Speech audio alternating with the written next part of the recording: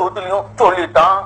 எந்த ஜாதி எந்த மதம் எந்த தமிழ்நாடு என்ற பெயர் மாற்றம் உயிரினும் மேலான உடன்பிறப்புகளுக்கும் என் ரத்தத்தில் ரத்தமான உடன்பிறப்புகளே, மக்களால் நான், மக்களுக்காகவே நான். கருணாநிதி ஸ்டாலின் என்னும் நான் இந்திய அண்ணா திராவிட முன்னேற்ற கழகத்தை வேட்டியை மடிச்சு கட்டிட்டு இறங்குவாங்கிறது அவங்க வென்றாவோம் நாம் தமிழர். என் நெஞ்சில் கொடியிருக்கும். வணக்கம், இது உங்கள் பொலிட்டிக்கல் பார்க்க. நான் உங்கள் நண்பன்.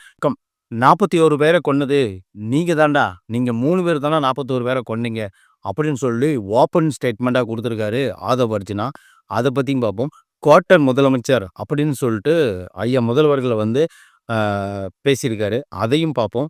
மொத்தத்தில் இந்த பேச்சு வந்து மிகவும் ஒரு சுவாரஸ்யமான ஒரு பேச்சாக அமைஞ்சிருச்சு அப்படின்னு சொல்லிட்டு எதிர்பார்க்கப்படுது. இது ஒரு பேசும்படுமணியான பொருள்.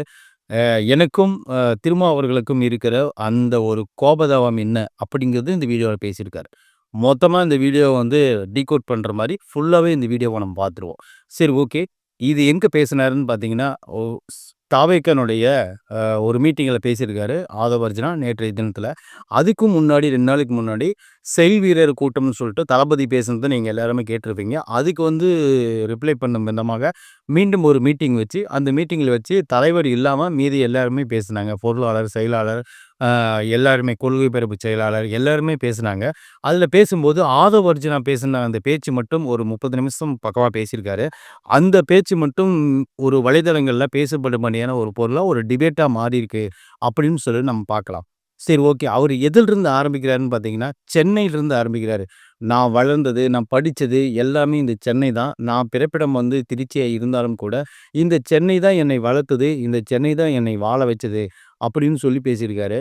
அதுக்கு முக்கியமான காரணம் என்னன்னு பார்த்தீங்கன்னா, அதாவது வந்து இந்த சென்னை இப்போ வந்து சென்னையாக இருக்குதா அப்படின்னு பார்த்தீங்கன்னா, இந்த சென்னை வந்து சென்னையாக இல்லை. இங்கே வந்து திமுகவை சேர்ந்த 4 அமைச்சர்கள் இருக்கிறாங்க. 4 அமைச்சர்களும் வந்து முக்கியமான அமைச்சர்கள். ஒன்று யாருன்னு பார்த்தீங்கன்னா, சுகாதாரத்துறை அமைச்சர் வந்து மா சுப்பிரமணியம் இங்கே தான் இருக்கார். அடுத்தது சேகர் பாபு அப்படிங்கிற அறநிலைத்துறை அமைச்சர், அவரும் இங்கே தான் இருக்கார். சிஎம்மும் இங்கே தான் இருக்கார், டெப்யூட்டி சிஎம்மும் இங்கே தான் இருக்கிறாரு. ஆனால் சென்னை தூய்மையாக இருக்கான்னு கேட்டிங்கன்னா, சென்னை வந்து அழுக்கு பிடிச்ச மாதிரி மாறி இருக்கு. சென்னை வந்து ஒரு ஒரு பாதுகாப்பற்ற ஒரு சூழல் இருக்குது. அந்த சென்னை வந்து நீங்கள் வந்து எந்த அளவுக்கு மாற்றி வச்சிருக்கிறீங்க அப்படிங்கிற மாதிரி அவர் வந்து மிகவும் ரொம்ப ஒஸ்ட்டாக பேசினார். அதுக்கு வந்து மழைநீர் தேக்கத்தை ஏதாவது பண்ணியிருக்கீங்களா? மழை வந்த உடனே மக்கள் வந்து பாதுகாப்பான இடங்கள் இருக்கிற மாதிரி நீங்கள் பண்ணியிருக்கிறீங்களா? அதுக்கும் வாய்ப்பில்லையே அப்படிங்கிற மாதிரி அவர் பேசுனது பெரிய ஒரு இஷ்யூவாக மாறிச்சு. அடுத்தது என்னன்னு பார்த்தீங்கன்னா, மழை வெள்ளம் வரும்போதெல்லாம் இந்த சென்னை மிகவும் மோசமாக இருக்கிறத தாண்டி இந்த சென்னையில் வந்து ரவுடிசம், பணபலம் எல்லாமே இந்த சென்னையில் நீங்கள் பயன்படுத்துகிறீங்க. இந்த சென்னை வந்து மிகவும், அது குறிப்பாக சொல்லப்போனால் வட சென்னை வந்து நீங்கள் ரொம்ப ஒஸ்ட்டாக பயன்படுத்துகிறீங்க. வட சென்னை மக்களை வந்து நீங்கள் எதுக்காக பயன்படுத்துகிறீங்கன்னு உங்களுக்கே தெரியும். அவங்கள வந்து தென் சென்னை வளர்ந்த மாதிரி ஏன் வட சென்னை வளரல? அந்த இடத்த வந்து நீங்கள் மிகவும் மோசமான, அதை வந்து ரவுடிசமும் பணம்பலமும் புழங்கக்கூடிய தன் என்ன நினைக்கிறோமோ அதை பண்ணக்கூடிய ஆட்களை வந்து நீங்கள் அங்கே வச்சுருக்குறீங்க அப்படிங்கிற மாதிரி பேசுகிறாங்க. அடுத்ததாக வந்து பார்த்திங்கன்னா, இதையெல்லாம் தாண்டி போன மீட்டிங்கில் வந்து தலைவர் பேசினாங்க. அழுத்தத்தில் இருக்கிறாரு, பிஜேபியோட அழுத்தத்தில் இருக்கிறாரு, பிஜேபி பக்கம் சாஞ்சிருவார், அதிமுகவோட சேர்ந்துருவாருன்னு சொல்லி எல்லாம் பேசிகிட்டு இருந்தீங்க. ஆனால் போன மீட்டிங்கில் வந்து தளபதி சொல்லிட்டாருல்ல அண்ணன், அதனால நான் எந்த அழுத்தமும் கிடையாது, எனக்கு யாரும் அழுத்தம் கொடுக்க முடியாது, இது அழுத்தம் ஆகிற ஐடியாவே கிடையாது அப்படிங்கிற மாதிரி தளபதி பேசுனது வந்து திமுகவை மிகவும் தாக்கிடுச்சு அப்படின்னு சொல்லிட்டு ஒரு வார்த்தை பேசினார். அப்புறம் சுற்றுப்பயணம், அதாவது சுற்றுப்பயணத்தை பற்றி பேசினார். சுற்றுப்பயணம் வந்து என்னென்னு பார்த்தீங்கன்னா, இந்நேரம் நம்ம 38 மாவட்டங்களை வந்து சுற்றுப்பயணம் பண்ணியிருக்கணும். கிட்டத்தட்ட எல்லா மாவட்ட சுற்றுப்பயணமும் வந்து ரத்தாயிருச்சு. இந்நேரம் நம்ம மக்கள்கிட்ட ஃபுல்லாகவே போய் சேர்ந்துருக்கலாம். ஆனால் இது வந்து எப்படியாவது ஒன்று விஜயினுடைய அந்த சுற்றுப்பயணம் வந்து நிறுத்தப்படணும், அது சூழ்ச்சி பண்ணி ஏதோ ஒன்று நிறுத்தணும்னு சொல்லிட்டு எல்லா இடத்துலையும் வந்து விஜய் சாரை வந்து மிகவும் டார்கெட் பண்ணி பார்த்தாங்க. கிட்டத்தட்ட வந்து பார்த்திங்கனாலும் நாகை, திருச்சி ஆரம்பித்து அப்படியே சுற்றி அப்படி வந்து நாமக்கல் வந்து வந்தாங்க. இப்போ வந்து குறிப்பாக திருவாரூர் வரும்போது வந்து திமுகவினோட கோட்டை திருவாரூர். அந்த திருவாரூரில் யார் நின்னாலும் 50% ஓட்டு கண்டிப்பாக ஜெயிச்சிருவாங்க. ஆனால் அன்றைக்கி தான் நானே கன்ஃபார்ம் பண்ணேன், விஜய் சாருக்கு இவ்வளோ மாசு இருக்குன்னு சொல்லிட்டு. திருவாரூரில் மட்டும் 3 மணி நேரம் ஆச்சு 3 கிலோமீட்டர் எங்களால் ரீச் பண்ணுறதுக்கு. அப்போ தான் தெரிஞ்சுக்கிட்டேன் திருவாரூர் மக்கள் கூட ஒரு மாற்றத்தை எதிர்பார்க்குறாங்க, தளபதி மேலே இவ்வளோ கிரேஸாக இருக்காங்க அப்படின்னு சொல்லிட்டு அப்போ தான் நான் புரிஞ்சுக்கிட்டேன் அப்படின்னு சொல்லிட்டு சொன்னார்.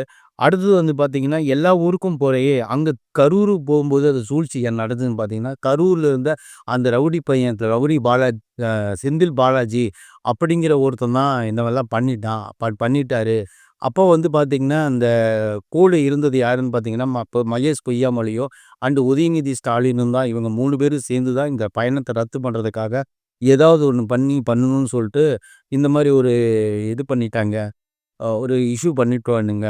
அதனால் வந்து இந்த பயணம் நின்று போச்சே தவிர மற்றபடி வேறு எதுவும் இல்லை. இது வந்து க எங்கள் தலைவரை நீங்கள் தொட்டுட்டீங்க, அது மிகப்பெரிய ஒரு தப்பு அப்படிங்கிற மாதிரி பேசுனாங்க. அடுத்தது வந்து பார்த்தீங்கன்னா, இந்த மக்கள் வந்து கரூர் மக்கள் வந்து என்னதான் நீங்கள் வந்து தளபதி வந்து மிகவும் கேவலமாக சித்தரிச்சா கூட, இந்த மாதிரி கொலகாரம் பட்டத்தை சாத்தினா கூட, அந்த கரூர் மக்கள் என்ன சொன்னாங்க பார்த்தீங்கன்னா, எங்களுக்கும் தலைவருக்கும் சம்மந்தம் இல்லை, தலைவர் வந்து இதுக்கு வந்து பொறுப்பேற்க முடியாது, தலைவர் மேலே எங்களுக்கு நம்பிக்கை இருக்குது தளபதி மேலே அப்படின்னு சொல்லிட்டு விஜய் சாரை வந்து கரூர் மக்கள் அந்தளவுக்கு வந்து உண்மையாக நம்பினாங்க. அதுதான் வந்து திமுகவால் ஒத்துக்க முடியல அப்படின்னு சொன்னாங்க. ஏன்னா இங்கே நடந்தது எல்லாமே இந்த 3 பேரோட சூழ்ச்சி தானே தவிர மற்றபடி வந்து வேறு எதுவுமே கிடையாது அப்படிங்கிற மாதிரி அவர் பேசியிருந்தார். அப்புறம் எஸ்ஓபி கட்டுப்பாடுகள் வந்து மிகவும் அதிகமாக போட்டிருந்தாங்க. ஏன்னு கேட்டிங்கன்னா இந்த கரூர் இஷ்யூக்கு அப்புறம் கட்டுப்பாடுகள் வந்து நிறைய போட்டிருந்தாங்க. அது என்ன காரணம் பார்த்தீங்கன்னா, நீங்கள் வந்து ஒரு மாநாடு நடத்துனீங்கன்னா அந்த மாநாட்டுக்கு வந்து ஒரு 10,000 பேரை கூப்பிட்டுன்னா நீங்கள் வந்து வடமாநில பெண்களை கூட கூட்டிகிட்டு வர்றீங்க டெம்போவில். ஆனால் இங்கே அப்படி இல்லை, நாங்கள் 10,000 பேர் சொன்னால் 1,00,000 பேர் வராங்க, நாங்கள் என்ன பண்ண முடியும் அப்படின்னு சொல்லிட்டு சொல்கிறதையும் நம்ம பார்ப்போம். அடுத்தது வந்து பார்த்திங்கன்னா எஸ்ஓபி எல்லாம் வந்து என்ன சொல்கிறாங்கன்னு பார்த்தீங்கன்னா, எஸ்ஓபியோட கட்டுப்பாடுகள் வந்து அதாவது வர்ற கூட்டத்தை கட்டுப்படுத்துறது நீங்கள் தான் பார்த்துக்கணும், நாங்கள்லாம் ஒன்றும் பண்ண முடியாது அப்படிங்கிற மாதிரி அவங்க வந்து ரிப்ளை பண்ணுறாங்க அப்படிங்கிற விஷயத்தையும் அவர் சொல்லியிருந்தார். அடுத்தது வந்து பார்த்தீங்கன்னா, பிரச்சாரத்தை முழுக்கிறதுக்கு தான் இந்த மாதிரி நீங்கள் வந்து பெரிய பெரிய விஷயங்கள் பண்ணீங்க. ஆனால் இனிமேல் அடுத்த வாரத்திலிருந்து மீண்டும் அந்த பிரச்சாரத்தை அவர் தொடங்க தான் போகிறாரு. அப்போ நீங்கள் என்ன பண்ணுவீங்கன்னு நான் பார்க்குறேன். இனிமேல் இந்த மாதிரி ஒரு தப்பு நடக்காமல் பார்த்துக்கணும் அரசாங்கம், அதே வகையில் நாங்களும் பார்த்துக்குவோம் அப்படின்னு சொல்லிட்டு அவர் வந்து ஆதவ் அர்ஜுனா வந்து பேசியிருக்காரு. அடுத்த வாரம் சுற்றுப்பயணம் கண்டிப்பாக டெஃபினட்டாக இருக்குது அப்படிங்கிற விஷயத்தை மட்டும் கன்ஃபார்மாக சொல்லியிருக்காருன்னு வச்சுக்கோங்களேன். அடுத்தது வந்து பார்த்திங்கன்னா, நீங்கள் வந்து பிஜேபி எதுக்குறேன், ஏன்னா இந்தி திணிப்பு வந்து நான் எதுக்குறேன்னு சொல்கிறீங்க. ஆனால் இந்தி திணிப்பு எதுக்குற ஒரு ஆள் நீங்கள் என்ன பண்ணணும், இந்தி திணிப்பு எதுக்கிறவங்க பிஜேபி பக்கம் போகக்கூடாது. இப்போ என்ன பண்ணுறீங்க, மொத்த படக்குழுவையும் அப்படியே பிஜேபியினுடைய பக்கம் திரும்பி பிஜேபி மோடியோட வந்து பொங்கல் கொண்டாடுறீங்க. அப்படிங்கும்போது இதெல்லாம் சன் பிக்சருக்கு ரெட் ஜெயினுக்கு தெரியாமல் தான் அங்கே போகுதா, இல்லை ரெட் ஜெயின் டீமுக்கு தெரியாமல் நீ போய் அங்கே பொங்கல் கொண்டாடுறீங்களா? எல்லாம் அப்படி தான் பண்ணுறீங்க. ஏன்னு கேட்டிங்கன்னா, நீங்கள் இப்போ பிஜேபி பின்னாடி ஒளிஞ்சிக்கிட்டு எங்களை நாங்கள் வந்து ஏற்றுக்கிட்டு இருக்கிறீங்க. நீங்கள் வந்து பிஜேபியோட பி டீம்னு எங்களை சொல்லாதீங்க, பிஜேபியோட மெயின் டீமே நீங்கள் தான் அப்படின்னு சொல்லிட்டு ஆதவ் அர்ஜுனா அவர்கள் சொல்லியிருக்காங்க. பராசக்தி படக்குழுவையும் கொஞ்சம் சாடி இருக்காங்க. என்ன காரணம் கேட்டிங்கன்னா, நீங்கள் இந்தி திணிப்புங்கிறீங்க, பிஜேபியோடு போய் பொங்கல் கொண்டாடுறீங்க அப்படிங்கிற மாதிரி அவர் பேசியிருந்தார். பிஜேபியோட உண்மையான கூட்டணி கட்சி யாருன்னு பார்த்தீங்கன்னா அதிமுக கிடையாது, திமுக தான் அப்படிங்கிற மாதிரியும் சில விஷயத்தை சொல்லியிருந்தார்.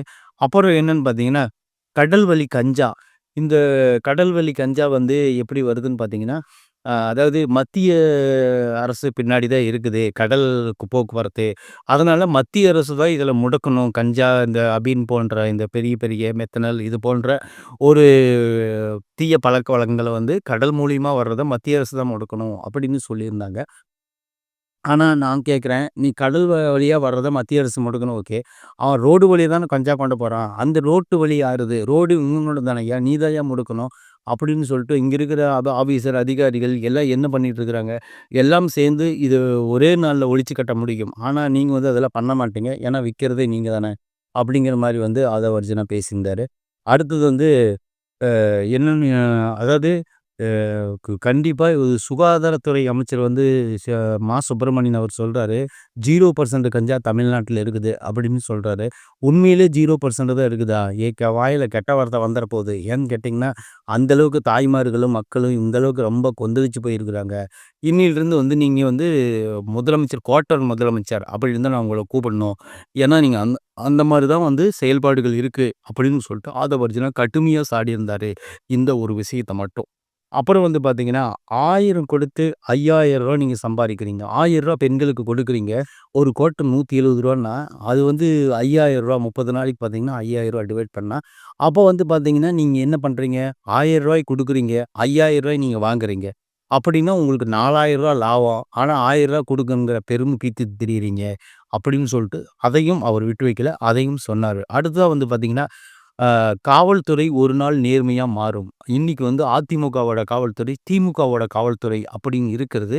கண்டிப்பாக ஒரு நாளைக்கு நேர்மையான காவல்துறையாக தாவேகா வந்து உங்களை மாற்றும். அன்னைக்கு வந்து மக்களே உங்களை மதிப்பாங்க. காவல்துறைனா பயம் இல்லாமல் மக்களே வந்து உங்களை மதிப்பாங்க. அந்தளவுக்கு வந்து இந்த ஆட்சி வந்து நேர்மையான ஒரு ஆட்சியாக மாறும் அப்படின்னு எந்த மாற்றம் கிடையாது அப்படின்னு சொல்லிட்டு ஆதவ அர்ஜுனா அவர்கள் சொல்லியிருந்தாங்க. அடுத்தபடியாக வந்து பார்த்தீங்கன்னா 55 கோடி ரூபா டாஸ்மார்க் வருமானம் ஒரு மாதத்துக்கு மட்டும்.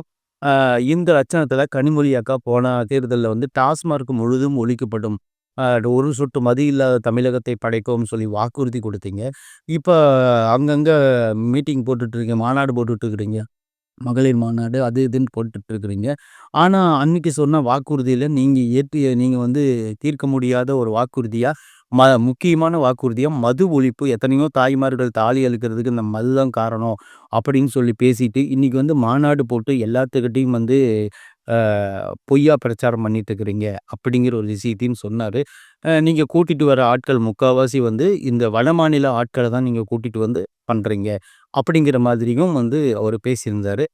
அப்புறம் வந்து பார்த்திங்கன்னா அங்கே உங்கள் மாவட்ட செயலாளர்கள் யாரோ தெரியும், நாளைக்கு அமைச்சரான கூட யாருக்குமே தெரியாது. அந்த பக்கம் செந்தில் பாலாஜி இருக்கார், இந்த பக்கம் வந்து நிறையா பேர் இருக்கிறாங்க எங்கள் கட்சியில். அதாவது வந்து குறிப்பிட்ட ஒரு 2-3 பேரை சொன்னார். சொல்லிவிட்டு எங்கள் பக்கம் இருக்கிற ஆளுங்க எல்லாரும் மக்கள் இயக்கத்திலிருந்து உருவானவங்க, உங்ககிட்ட இருக்கிற அமைச்சர் பூரா திருட்டு பசங்க அப்படின்னு சொல்லிட்டு டைரெக்டாகவே அவங்க திருட்டு பசங்க அப்படின்னு சொன்னார். அடுத்ததாக வந்து பார்த்திங்கன்னா உங்ககிட்ட இருக்கிற ஒரு அமைச்சர் கூட கரெக்டான அமைச்சர் இல்லை, எல்லாருமே திருட்டு பசங்க தான் அப்படிங்கிற மாதிரி சொன்னார். சரி, ஒரே ஒரு விஷயத்தை மட்டும் நான் சொல்கிறேன், அந்த விஷயத்தை மட்டும் செஞ்சுட்டான்னா நான் அரசியல் விட்டே போயிடுறேன். அது என்னன்னு பார்த்தீங்கன்னா செந்தில் பாலாஜியை ஒரு 10 நிமிஷம் பெரியாரை பற்றி பேச சொல்லுங்கள், நான் அரசியல் விட்டே போயிடுறேன், தாவேகா விட்டே போயிடுறேங்கிற மாதிரி ஒரு ஸ்டேட்மெண்ட் கொடுத்துருந்தாரு. அது எதுக்குன்னு பார்த்தீங்கன்னா உங்களுக்கு என்ன தெரியும், 10 ரூபா கூட வச்சு விற்க தெரியும். அது வந்து மக்களிடையே வந்து மேலிடத்துக்கு கமிஷன் கொண்டு போக தெரியும்.